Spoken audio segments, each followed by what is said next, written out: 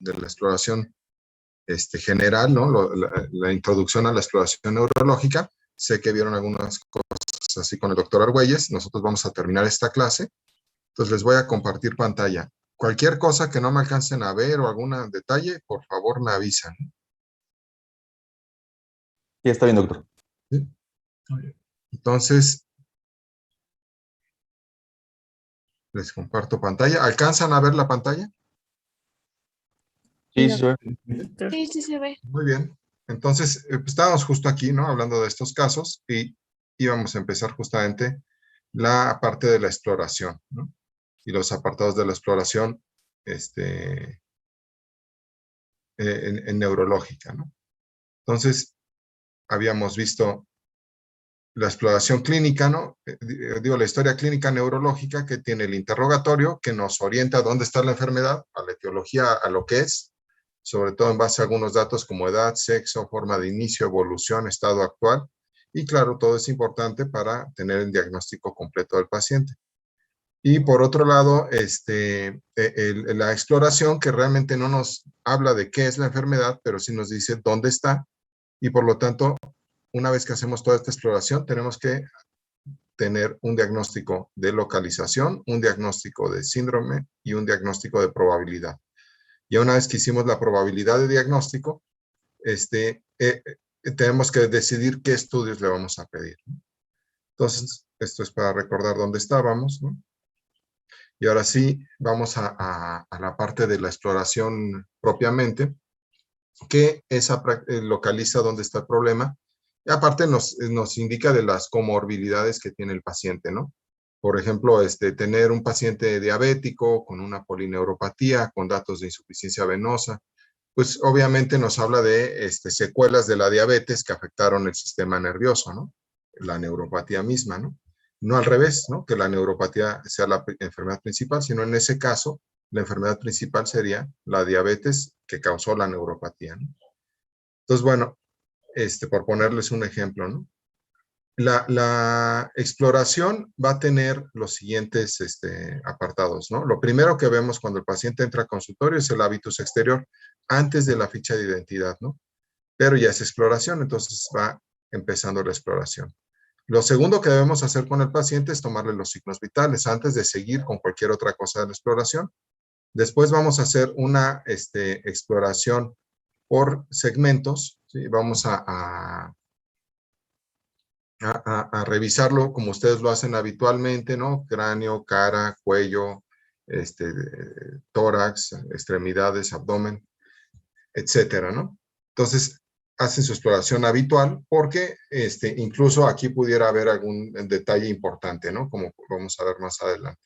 Cambios en la forma de cráneo, cosas que no se exploran, o por ejemplo, tan sencillo, ¿no? Como que el paciente no pueda mover una extremidad porque la tiene fracturada, ¿no? O la tiene inmovilizada. Entonces ahí no sería un problema neurológico, pero pues lo tengo que describir, ¿no? Entonces, ya la exploración neurológica propiamente dicha, ¿sí?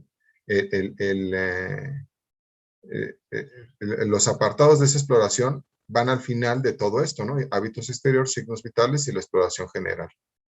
Y los apartados que tenemos son relativamente arbitrarios porque no podemos del todo separar una función de otra. Es decir, el sensitivo y motor y vestíbulo cerebeloso, pues no están del todo separados en el funcionamiento cotidiano, ¿no? Las funciones cerebrales superiores, los movimientos aprendidos, etcétera, no están separados de lo demás, ¿no?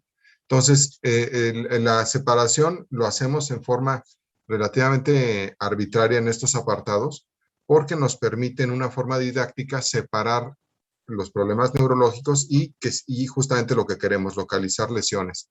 Pero en su concepto de cómo funciona el cerebro, deben siempre pensar que el cerebro está siempre funcionando como un todo, ¿no? Y claro que algunas funciones predominan y son las que vamos explorando, tratando de darle localización a esa función.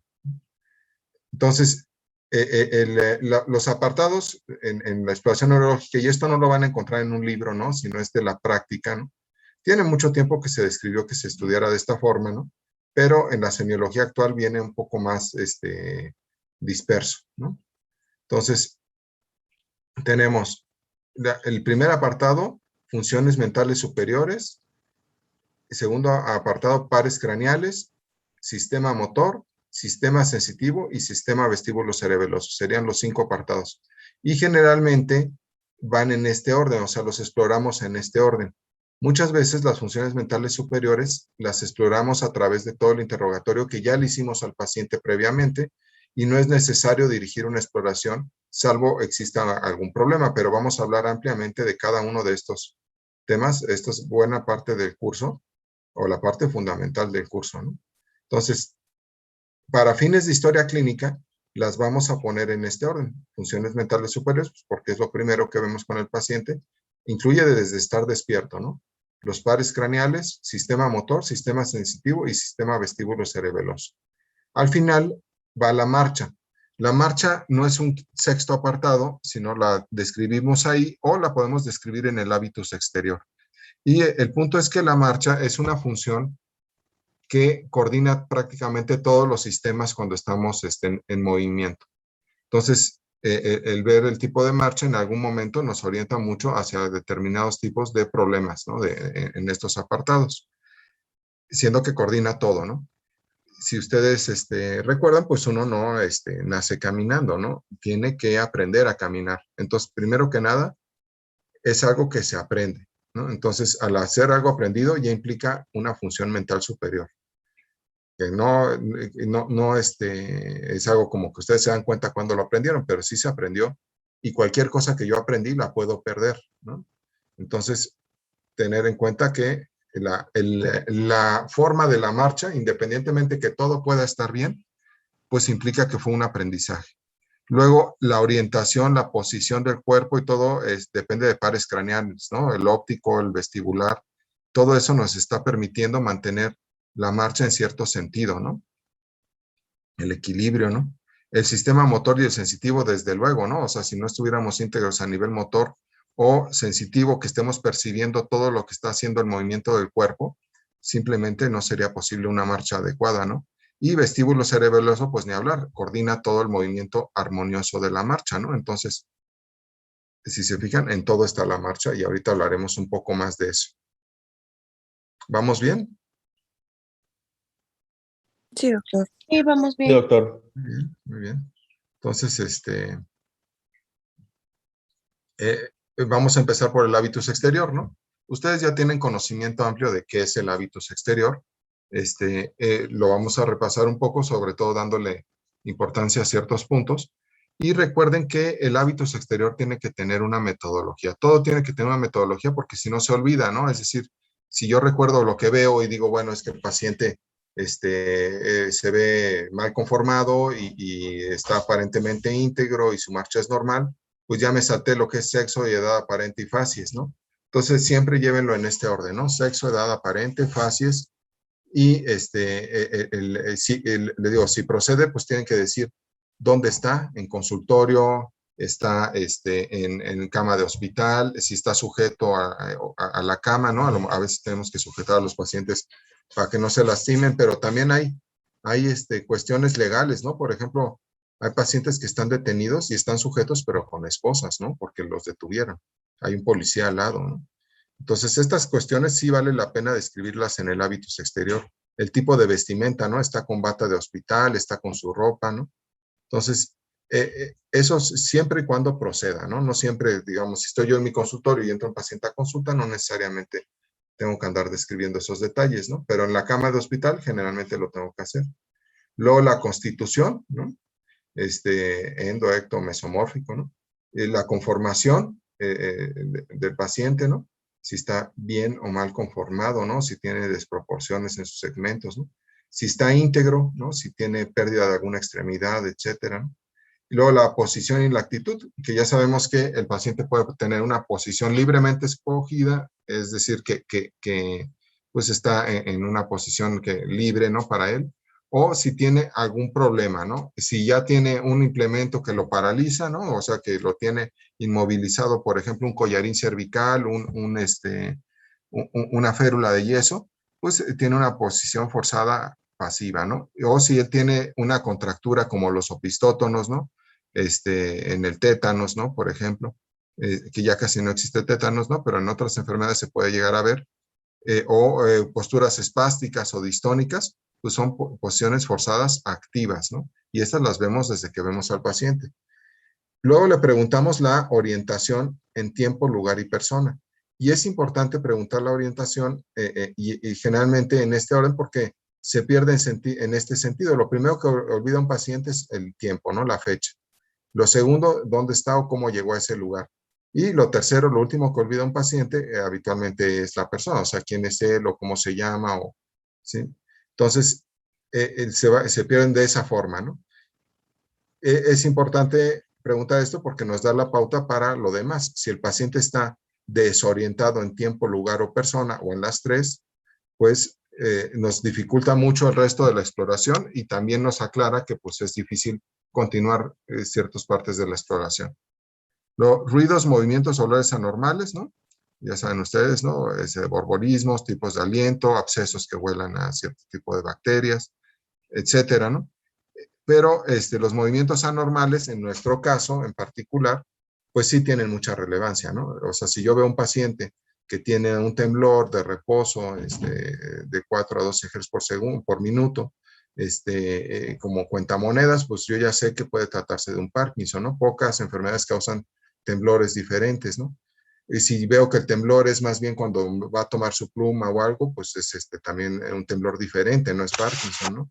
Si veo que de repente convulsiona, ¿no? Pues es un movimiento anormal, o si tiene contracturas o distonías, ¿no? Todo eso lo tengo que poner acá. Al último, la marcha, ¿no?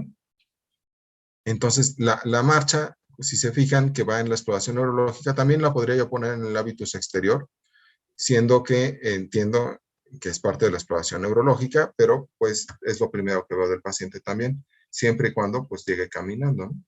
Entonces, si lo pongo acá, pues ya se sobreentiende, ¿no? Que ya lo pusieron. Aunque sí tengo que aclarar que deben tomar en cuenta que son los 5 apartados de la exploración neurológica que se ven en la marcha al mismo tiempo, ¿no? Y bueno, al final pueden poner la apariencia o no, ¿no? La apariencia podría tener un término un poco peyorativo, ¿no? Decir, bueno, tiene apariencia, no sé, de delincuente o tiene apariencia de empresario, pues esas cosas no las ponemos, ¿no? Esa parte no somos nosotros las que tenemos que, porque pues además es muy difícil en base a una observación decidir ese tipo de cosas, ¿no? Pero sí podemos poner apariencia en el sentido de que se vea desalineado como en condición de calle, ¿no? Entonces ahí sí podría poner, es un paciente que pues si se ve sucio, con ropa inadecuada, vieja, su vestimenta pues está mal relacionada, ¿no? O sea, es más bien distintos tipos de ropas para cubrirse, ¿no? Y pues las uñas sin cuidado, la cavidad oral o la boca sin cuidado, ¿no? Etcétera. Que no ha recibido un baño, un corte de pelo, etcétera. Bueno, pues su apariencia a lo mejor yo sí podría poner con apariencia, ¿no? Porque no estoy seguro de condición de calle, ¿no? Antes le poníamos indigente, ¿no? Pero pues ya no se le pone indigente, no es un término adecuado, pero sí se le puede poner aparente condición de calle, ¿no? O apariencia de condición de calle. Y bueno, pues es importante, ¿no? Porque pues la condición de calle expone mucho a la persona a muchas enfermedades, pero también a los médicos por las enfermedades que puede llevar, ¿no? Entonces, cuando describimos todo esto, deben hacerlo en este orden, ¿no? Entonces yo puedo decir, bueno, tengo un paciente de sexo masculino o femenino, ¿no? Evidentemente podrían poner, ¿no? Aparente también ahí, ¿no? Porque pues actualmente tiende a haber un poco de diversidad en todo eso, ¿no? Pero bueno, de edad aparente. En el caso de la edad, lo que hacemos es, pues si yo conozco la edad, yo le pongo edad aparente mayor o menor a la cronológica, porque pues ya conozco su edad del paciente, ¿no? Pero si no conozco la edad, pues le pongo una edad aproximada, edad aparente a la quinta década de la vida, a la sexta década de la vida. Es decir, yo escojo la edad de acuerdo a lo que veo del paciente y mi conocimiento de los pacientes que he visto, ¿no? Depende del caso, ¿no? A veces yo ya sé la edad del paciente, ¿no? Sí, y bueno, los tipos de fases, las caras que puede tener el paciente, ¿no? Pues hay varias fases, ¿no? Unas muy comunes, ¿no? Como la ictérica, la álgica, ¿no? Etcétera. Pero hay algunas que son de tipo neurológico, francamente, ¿no? La fases inexpresiva con la cara relativamente de aspecto brillante, ¿no? La piel grasosa, ¿no? Poco parpadeo, ¿sí? Pues es una típica fase parkinsoniana, ¿no? La parálisis facial periférica nos da una fases muy característica, la parálisis facial central también, etcétera, ¿no? Entonces, yo voy aclarando, ¿no? Entonces digo, paciente de sexo masculino de edad aparente mayor a la cronológica, sin fases característica, a lo mejor no tiene fases característica, que se encuentra en cama de hospital, en posición libremente escogida, de constitución media, bien conformado, íntegro, ya hablé de la posición, ¿no? Bien orientado en tiempo, lugar y persona, sin ruidos, movimientos o olores anormales, y al solicitarse que se desplace, lo hace sin ninguna dificultad con marcha normal. ¿Sí? Y ya, no tendría que hablar de la apariencia si no hay algo que yo deba resaltar de la apariencia. ¿Vamos bien hasta acá? Sí, doctor. Entonces, salvo pequeñas variaciones que van a hacer en el hábitus exterior, deben llevar un orden y les sugiero que este sea el orden, ¿no? Siempre empezar por el sexo, la edad aparente, la facies y ya todo lo demás, ¿no? Constitución, conformación, integridad, posición, cuestiones de su vestimenta, en dónde está, la orientación, ruidos, olores o movimientos anormales y marcha, si procede, ¿no? Si viene en una silla de ruedas, pues no, ¿verdad? Pero sí tengo que decirlo, pues viene en silla de ruedas, ¿no? O aquí. Entonces, bueno, algunas cuestiones de posición y actitud, ¿no? Yo ya les decía la forzada pasiva, ¿no? Pues si yo tengo una férula, por ejemplo, aquí este paciente que está entablillado, ¿no? Por una fractura de la cadera, ¿no? Por eso está un entablillamiento tan alto, ¿no? Entonces, ahí está en una posición forzada pasiva, ¿no? O sea, no depende del paciente. Posiciones forzadas activas, ¿no? Aquí tenemos distintas posiciones, ¿no? De respuesta ante el dolor, ¿no? Como la pronoextensión, ¿no? O la flexión de decorticación, ¿sí? O la combinación de ambas, ¿no? O esta posición, ¿no? Que es un paciente que está con tétanos, ¿no? Y que tiene opistótonos, ¿no? Donde hay una gran contractura de los músculos del dorso, generando que se apoye prácticamente en el vértex, en la región parieto-occipital y en los talones y los codos, ¿no?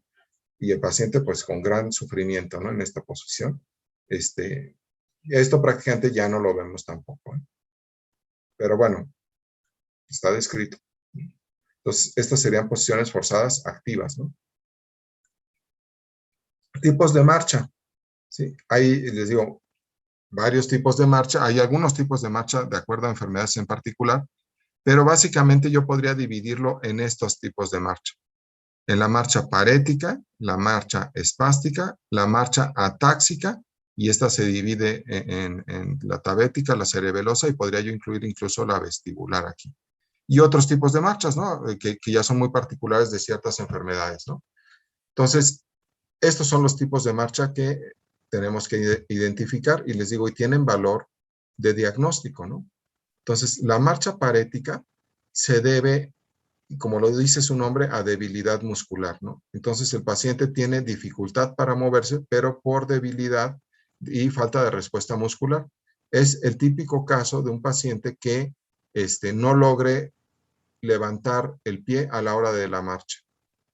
Entonces, el hecho de dar un paso cuando yo voy a caminar implica que impulso mi extremidad hacia adelante y levanto la punta del pie para luego apoyar el talón, dejar caer el pie y luego dar el otro paso, ¿no? Esa es una marcha normal. Pero en este caso, pues tiene una debilidad del músculo que levanta el pie, que se llama tibial anterior. Entonces, para dar el paso, tiene que levantar mucho la pierna, el muslo, perdón, ¿sí? Porque no puede levantar el pie y se tropezaría. Entonces, levanta, ¿sí? Da el paso a lo grande y lo deja caer bruscamente, ¿no? Y este tipo de marcha también la conoces como estepaje, o la conocemos como estepaje, ¿no? Este sería el ejemplo, ¿no? Vean a esta paciente cómo está tratando de dar el paso, ¿sí? La pierna derecha está bien, pero la izquierda la tiene que levantar y a pesar de que la levanta, el pie sigue caído, ¿sí? Entonces no logra dar ese paso, ¿no? Lo tiene que hacer muy bruscamente, ¿no? Luego, la marcha espástica lo tienen en este esquema que ven aquí a su derecha. ¿Sí lo alcanzan a ver?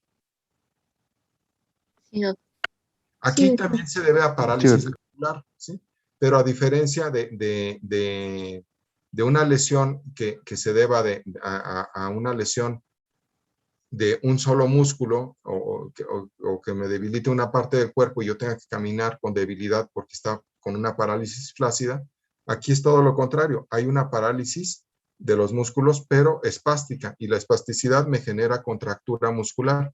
No tengo yo el control voluntario del movimiento porque tengo una lesión, y generalmente se debe no a lesiones de un nervio, en el caso de la marcha parética, sino se debe a lesiones cerebrales de la vía piramidal, ¿sí? Entonces ya desde acá yo ya voy viendo que son cosas diferentes, ¿no?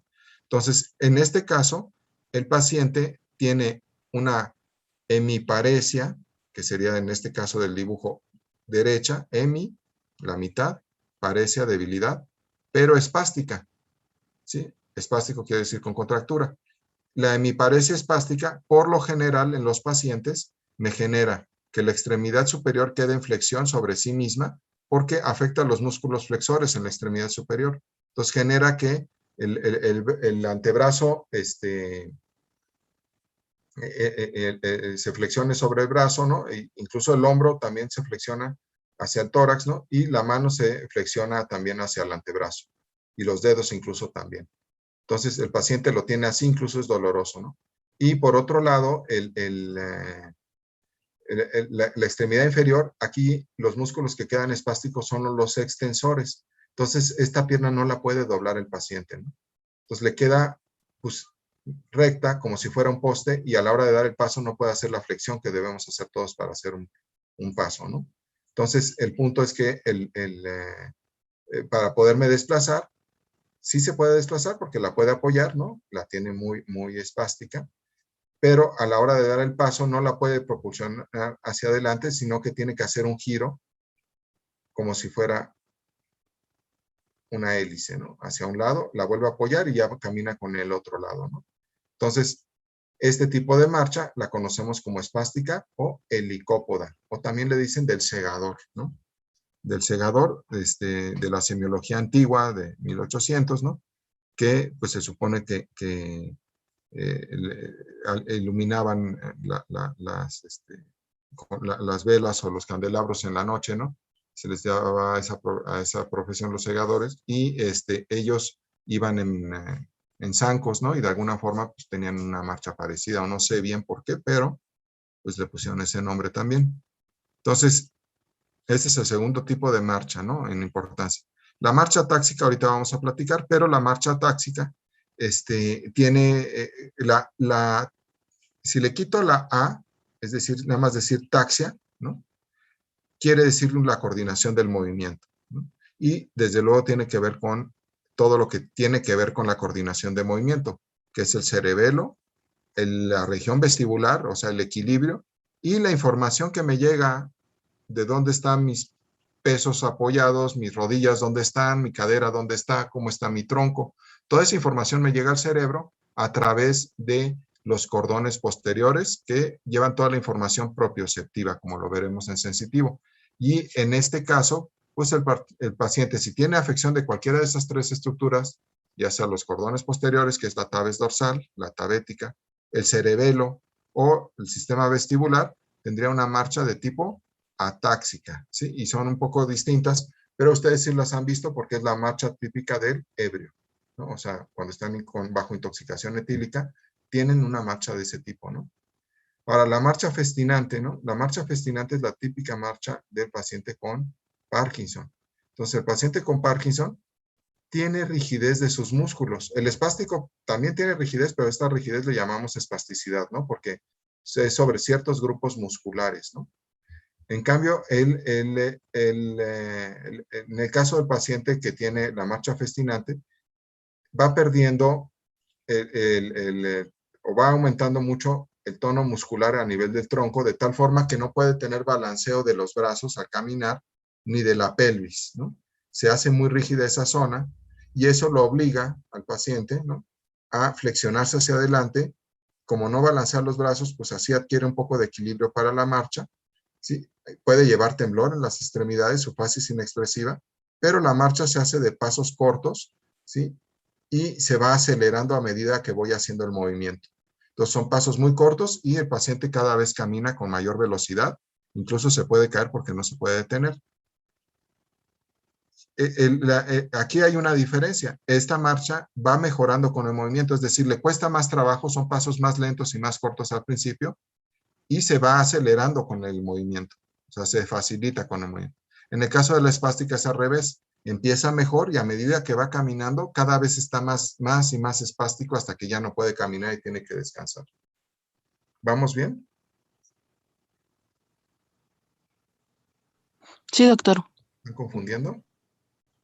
¿Puede repetir eso último, doctor, por favor? ¿Cuál es la que se acelera con el tiempo y cuál es la que va disminuyendo? La marcha que mejora con el movimiento, no que se acelera con el movimiento, sino mejora con el movimiento, es la festinante y por lo tanto se va acelerando, ¿no? Como que se le facilita, ¿sí? En cambio, la marcha espástica, con el movimiento cada vez, o sea, camina, no sé, 50 metros y se tiene que detener porque aumentó tanto la espasticidad que ya no puede más, ¿no? Entonces es Ok, cuando doctor. ya se detiene, ¿no? Este niño que viene Gracias. acá, ¿no? Al contrario, cualquier duda, por favor, me dicen. La idea es que pues, se entienda, ¿no?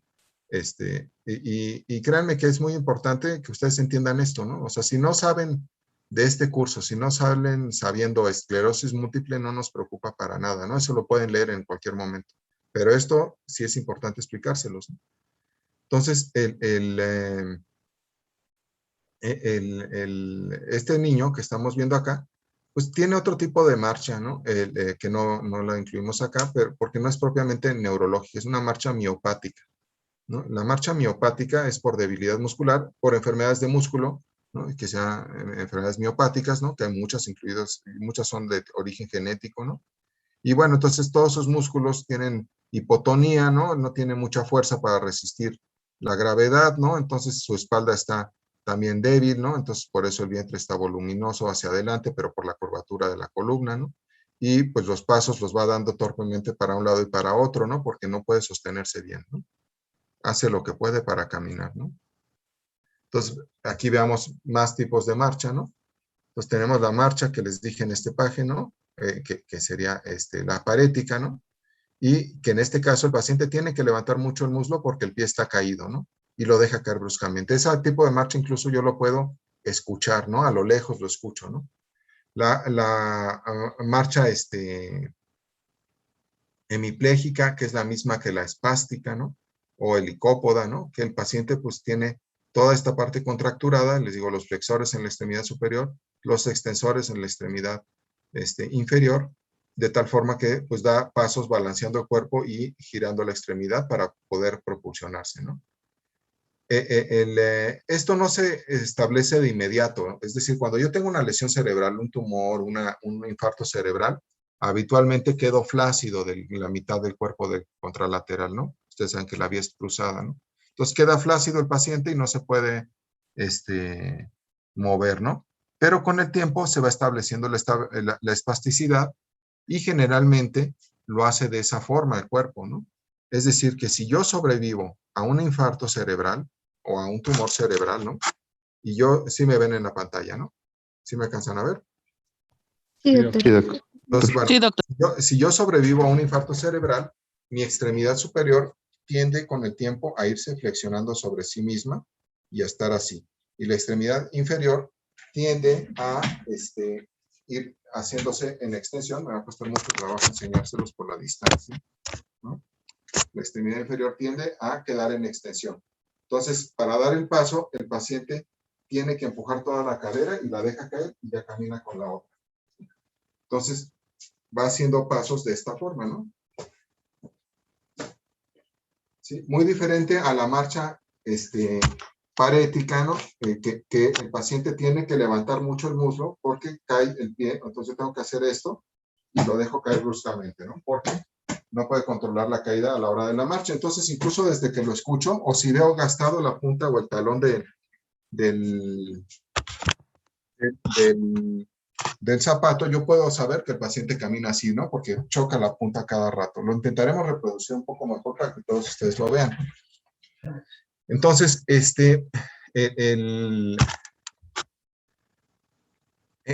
esta cuestión de que se contraiga de esta forma, ¿no? Que quede en flexión la extremidad superior y en extensión la inferior, es como una cuestión de sobrevivencia.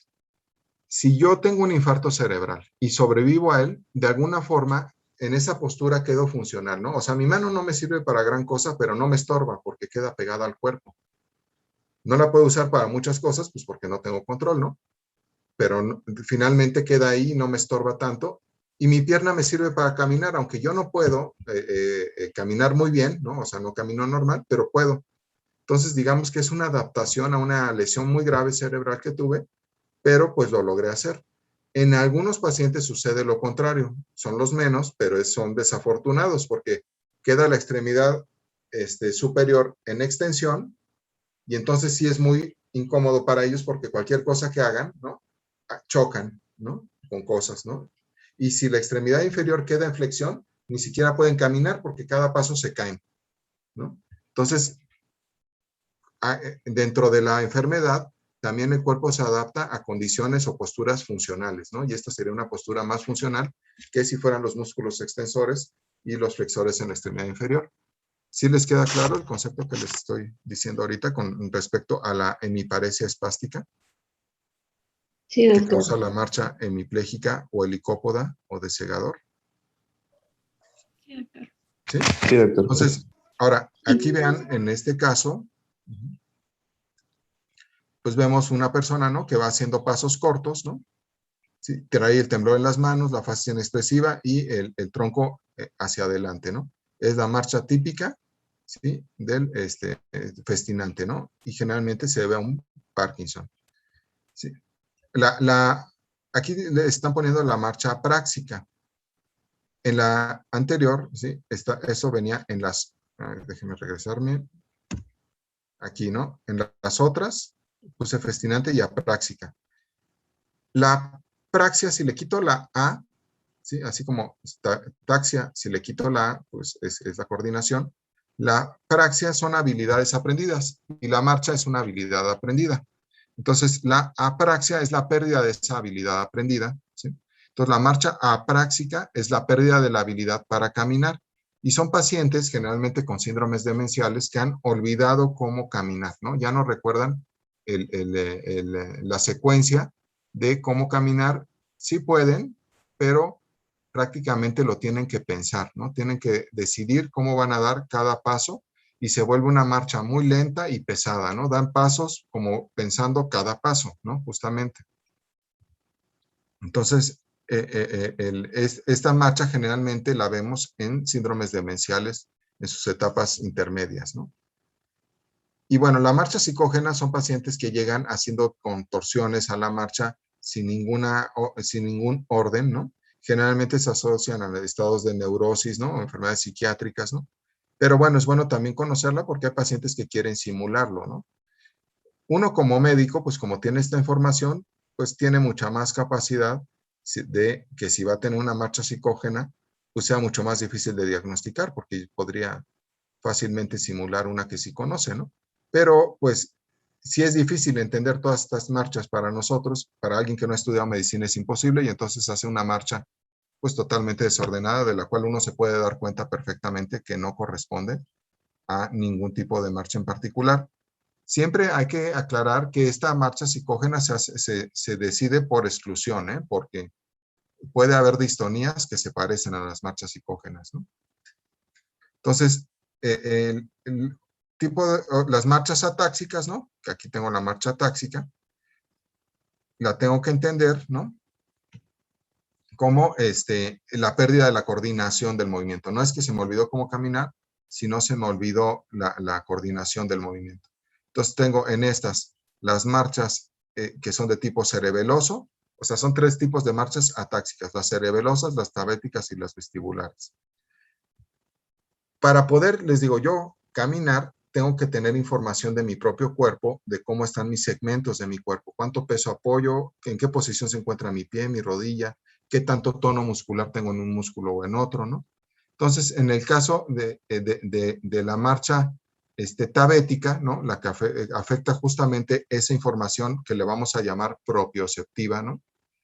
Que va por la parte posterior de la médula espinal, por una región que se llaman cordones posteriores, hacia la corteza cerebral y el tálamo, ¿no? Y obviamente, pues llega al cerebelo, ¿no? Entre otras vías, ¿no? Va a tener ciertas características. En ese caso, el paciente amplía la base de sustentación. ¿Por qué? Porque no tiene esa información propioceptiva. Entonces, necesita ampliar un poco su base de sustentación para que tenga más información de su equilibrio. Es un poquito como hace la persona que va a caminar sobre una cuerda floja y que pone un tubo, ¿no? Muy largo para apoyarse sobre él y poder mantener el equilibrio percibiendo los cambios de esto. Lo mismo sucede. Y también va a separar un poco las manos para poder hacer esto y utiliza la vista para poder ver hacia el piso y ver dónde va caminando, ¿no? Porque como no tiene esa propiocepción, entonces la vista está viendo hacia el piso, ¿no? Entonces es una marcha muy característica, ¿no? Porque si la ponemos, voy a tratar de alejar para que ustedes me vean, ¿no?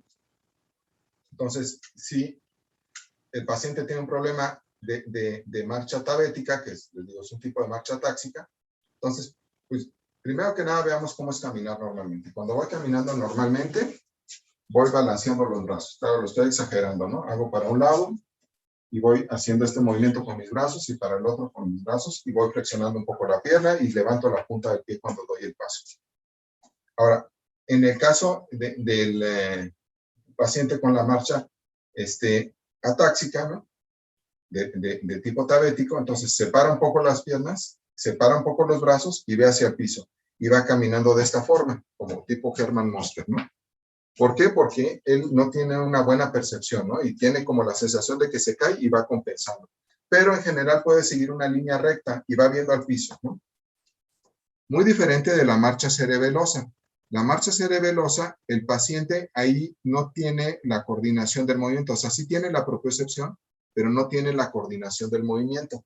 Entonces, en el caso de la marcha cerebelosa, el paciente lo que hace es, sí amplía un poco la base de sustentación, sí quiere ver al piso, pero va dando como tumbos para un lado y para el otro. Entonces, esa marcha también se conoce como marcha del ebrio. Supongo que alguno de ustedes la ha visto y algunos también la han vivido, ¿no? Entonces, la intoxicación etílica, lo primero que afecta, bueno, va afectando muchas cosas, como iremos viendo, pero entre sus cosas que afecta es la coordinación del movimiento y el cerebelo le afecta mucho en intoxicación aguda, no se diga crónica, ¿no? Entonces, aquí el paciente como que va dando tumbos y pues es el caso típico que ustedes ven en sus fiestas, ¿no? Entonces les digo, sí son las dos atáxicas, pero son diferentes, ¿no? O sea, esto es diferente a ir para un lado y para el otro. Y finalmente la marcha vestibular se debe a una lesión del oído, ¿no? Entonces, aquí el vestíbulo de un lado no coordina con el otro. Entonces, el paciente cuando camina tiende a irse un poco de lado, ¿no? Entonces, sí separa las manos, pero como para apoyarse. Y siempre se va para un lado, a diferencia de la cerebelosa que va para un lado y para el otro. ¿Sí les queda claro?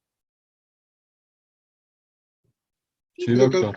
¿Sí? Sí, doctor. Entonces, bueno, Y la marcha festinante. La marcha festinante, les digo, el paciente flexiona un poco, no va a tener balanceo de los brazos, entonces, si yo me pongo así y no puedo balancear los brazos, me cuesta, y no puedo mover la pelvis, entonces los pasos van siendo cortos, pero a medida que va caminando, los va acelerando, pero nunca va haciendo el balanceo de los brazos. Entonces, ahí tenemos varios tipos de marcha, que yo se las representé, y que esperemos ustedes también me puedan representar. Entonces, déjenme ponerme mis lentes. ¿Han entendido lo que vamos diciendo hasta acá? Sí, doctor. ¿Sí? Entonces, estas marchas las ven en la calle, ustedes. Entonces, en las fiestas, ¿no? En las cerebelosas, ¿no? Entonces, típico, ¿no? Aquí vean, esta sería cerebelosa, ¿no? Va dando tumbos, abre un poco la base de sustentación, pero las manos no están bien balanceadas, ¿no? Ahora vamos a ponerles un ejemplo, ¿no? De este paciente. Vean cómo va dando pasos cortos. Vean cómo está balanceado hacia adelante, ¿no? Usa un bastón, ¿no? Y da pasos muy, muy cortos, ¿no? Le cuesta mucho trabajo, pero sí flexiona las piernas, ¿no? Va cambiando incluso el apoyo del bastón, ¿no? Para lograr dar los pasos. Esta es una marcha festinante grave, ¿no? O sea, casi no puede caminar, ¿no? A medida, si se fijan, dio unos cuantos pasos y como que se le facilita. Pero aquí lo que le afecta mucho es la vuelta que va a dar, ¿no? Esta vuelta le genera un problema motor y se exacerba otra vez la marcha festinante. Vean, muy cortitos, tronco hacia adelante, no hay balanceo, pero hay camino rápido, ¿no? De repente dio 2, 3 pasos bien, pero lo que le volvió a retrasar todo fue que tiene que dar la vuelta. Entonces tiene que ir haciendo como pasos para acomodarse, ¿no?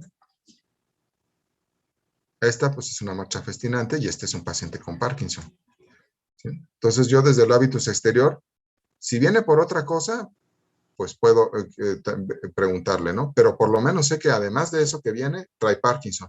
Y si viene por esto, pues sé que tiene el tratamiento, todavía hay que hacer muchas cosas para ver si podemos ayudarle, ¿no? ¿Vamos bien? Sí, doctor. Sí, doctor. Déjenme ya pasar a la que sigue.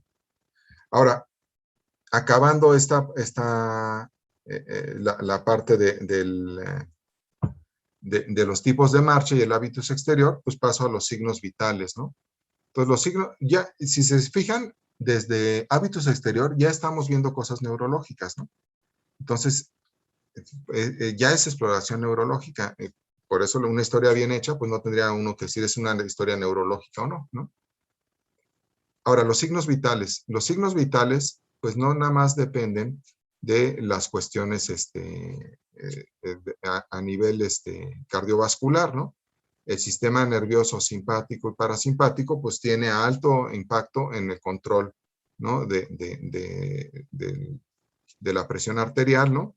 Y el centro respiratorio se encuentra en el bulbo raquídeo, que es donde finalmente llega la información de los quimiorreceptores, ¿no? Que son sensibles a dióxido de carbono, no a oxígeno, ¿no? Para generar la respuesta ventilatoria, ¿no? Entonces, cuando yo tomo los signos vitales, ¿no?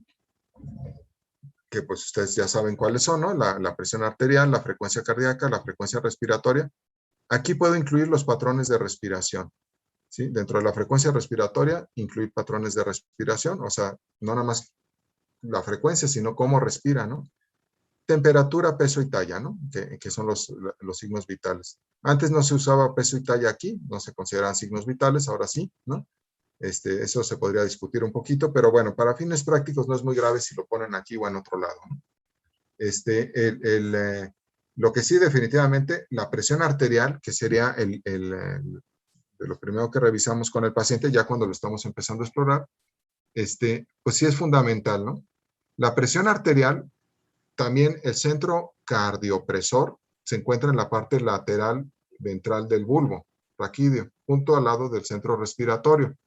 Entonces, esa zona es muy sensible a presión intracraneal y aunque el control de la presión arterial depende de muchas cosas, ¿no? La contractibilidad cardíaca, la viscosidad sanguínea, la rigidez de los vasos, la presencia de placas de colesterol, etcétera, etcétera, ¿no? O sea, gran cantidad de cosas que tienen que ver con la presión arterial.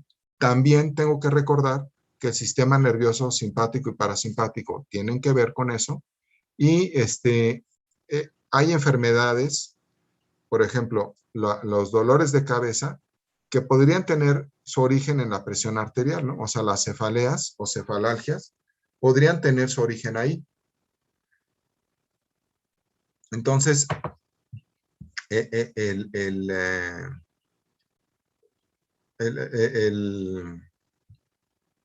tomar la presión es fundamental en un paciente que viene como única manifestación dolor de cabeza.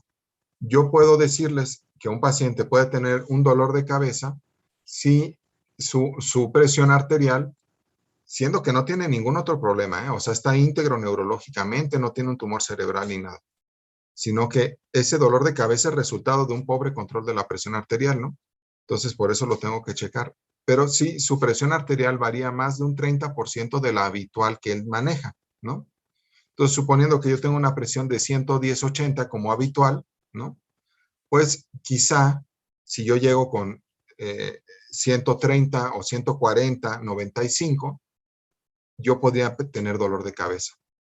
Pero es sobre la presión habitual que el paciente maneja. Es decir, que yo puedo tener un paciente hipertenso severo, ¿no? Llega con 160, 110 de presión al consultorio y está totalmente asintomático. ¿Sí? ¿Por qué? Porque él se fue adaptando a esta presión y así la maneja y pues no le da síntomas. Entonces, pero si ese mismo paciente le subiera la presión a 140, digo, a 200, 140, ¿no?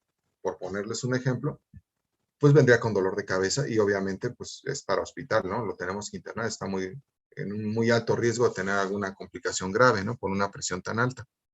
Entonces, recuerden que es un cambio de un 30%, ya sea hacia arriba o hacia abajo la presión arterial, o sea, también la hipotensión arterial, nos da el mismo síntoma, dolor de cabeza, que es un dolor de cabeza difuso, opresivo, mal localizado, ¿no? Entonces, pues lo primero es checarle la presión arterial a un paciente y de ahí me podría aclarar si esa es la causa, porque también hay que tener en cuenta que los estados dolorosos me suben la presión arterial, ¿no? O sea, si yo tengo un dolor, no sé, braquial o alguna fractura o algo, voy a llegar hipertenso al consultorio, ¿no? Un dolor de cabeza, de repente puede uno llegar hipertenso y que sea al revés. Entonces hay que ver, tener muy claro su capacidad de exploración de ustedes, ¿no? Y de interrogatorio cuando hablo con el paciente, ¿no? Y ver, pues, qué fue lo primero, ¿no? Si más bien era hipertenso crónico y por eso está teniendo ahorita un descontrol, ¿no? O al revés, ¿no? Que pues, son sus primeros eventos de dolor de cabeza y la presión se subió por eso. Y entonces ahí pues yo tengo que decidir, ¿no? Hacia dónde voy a orientar, ¿no? Porque es muy diferente una enfermedad de la otra, ¿no? En el caso de que baje la presión, por ejemplo, pues no se maneja el paciente 110/80 y ese día, no sé, deshidratación, un cuadro diarreico, un evento vagal, ¿no? Llega con una presión o es hipertenso y tomó muchos de sus medicamentos, doble dosis, ¿no? Llega con dolor de cabeza y le tomo la presión y tiene 70/50, ¿no? Pues esa podría ser la causa de su dolor de cabeza, ¿no? Entonces, la presión arterial es muy importante, pero sí recordar que hay muchos factores que la controlan. Dentro de estos está el sistema nervioso. En particular, en cuestiones graves de pacientes que ya tienen aumento de la presión intracraneal, se puede presentar una cosa que se llama triada de Cushing, entre las que se encuentra la hipertensión arterial. La hipertensión arterial en la triada de Cushing no es en un paciente que esté despierto, es en un paciente que ya está terminal, a punto de fallecer y está muy grave. Y es un signo de gravedad. Es decir, si yo tengo un paciente que está en coma, en que de repente la presión arterial empieza a subir, que tiene un signo de hipertensión intracraneal, pues es muy probable que lo que sigue es que va a fallecer, ¿no? Pero lo primero que pasa en el cuerpo es que sube la presión arterial. Y este aumento de presión arterial se debe a que hay una isquemia a nivel del bulbo, y en el bulbo está el centro cardiopresor, y la respuesta desesperada del cuerpo es una respuesta adrenérgica de levantar más la presión arterial para lograr mejorar la circulación cerebral, ¿no? Pero el efecto es pobre, ¿no?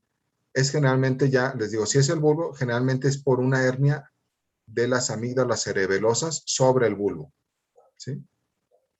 Entonces se está prácticamente muriendo el paciente, ¿no? Aparte, puedo tener otras condiciones, ¿no? La frecuencia cardíaca, les digo, es importante. Cantidad de enfermedades neurológicas se asocian a trastornos de ritmo, ¿no?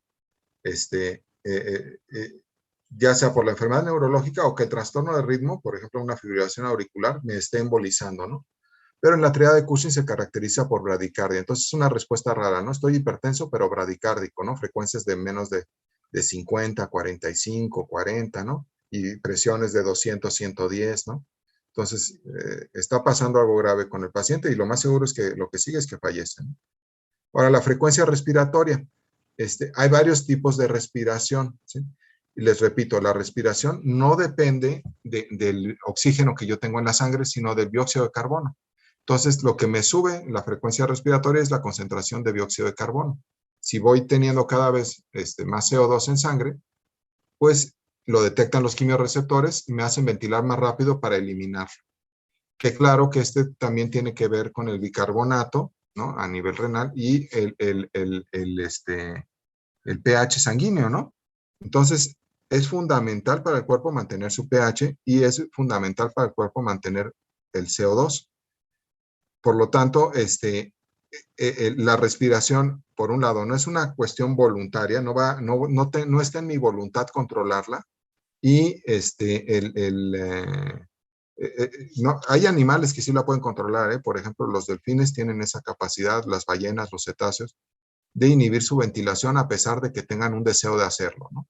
Nosotros lo podemos hacer un poco, pero en cierto punto simplemente no podemos ya controlar nuestra respuesta ventilatoria. Y cuando hay lesiones neurológicas, yo puedo tener distintos tipos de respiración. En particular, aquí en esta triada que les estaba yo comentando de hipertensión intracraneal, donde hay hipertensión, bradicardia, la respiración generalmente se vuelve lenta, ¿no? Se vuelve una respiración como esta de aquí abajo, donde hay muchas pausas, y es una respiración lenta que llamamos bradipnea, ¿no? Entonces, estas respiraciones son también de tipo vulvar, ¿no? Entonces hay hipertensión como última respuesta, bradicardia y bradipnea, y eso nos integra la triada de Cushing.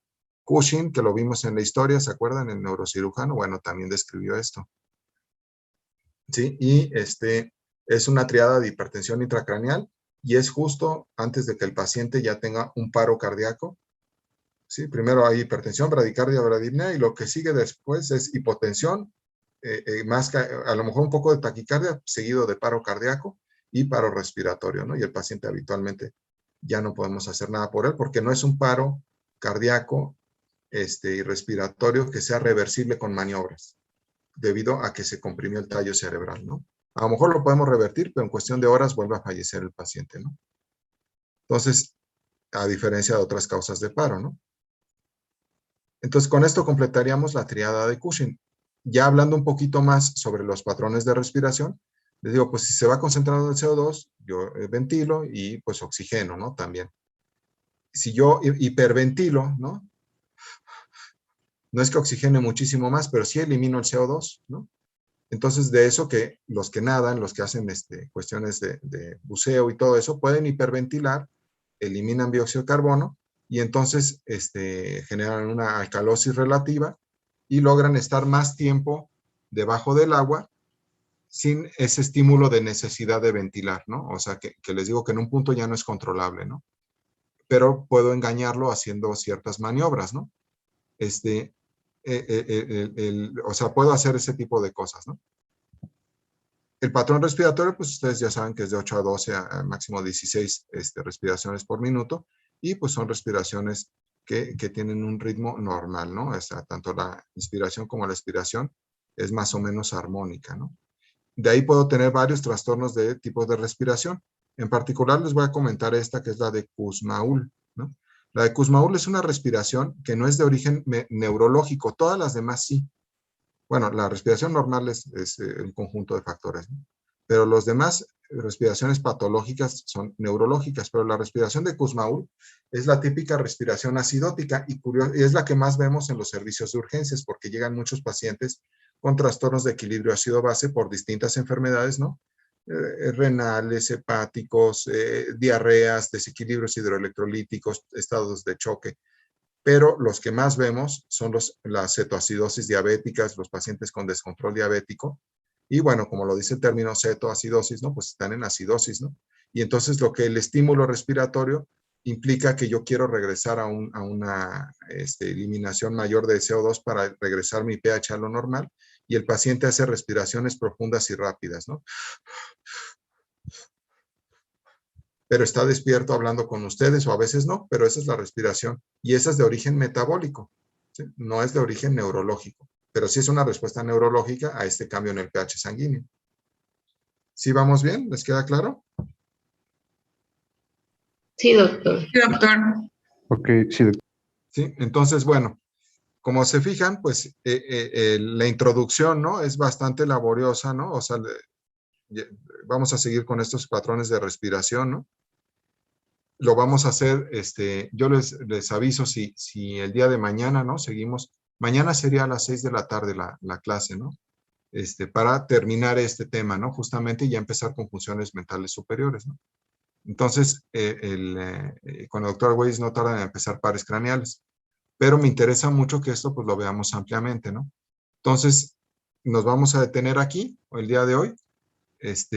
Y continuamos mañana. Les digo, si damos clase mañana, que es sábado, sería a las 6 de la tarde. Pero con sus jefes de grupo yo me coordino. Si por algún motivo no la podemos dar, pues reponemos el tiempo ya en la semana. Sí, doctor, gracias. Sí, está Sí, bien, doctor, doctor. Muy sí, bien. está bien, doctor. Entonces, Gracias, doctor. vayan ustedes viendo las modalidades de ventilación, ¿no? Son ustedes, digo, no de ventilación de marcha, son ustedes ahorita 45, ¿no? O 40, sí, entre 45 y 46 por clase.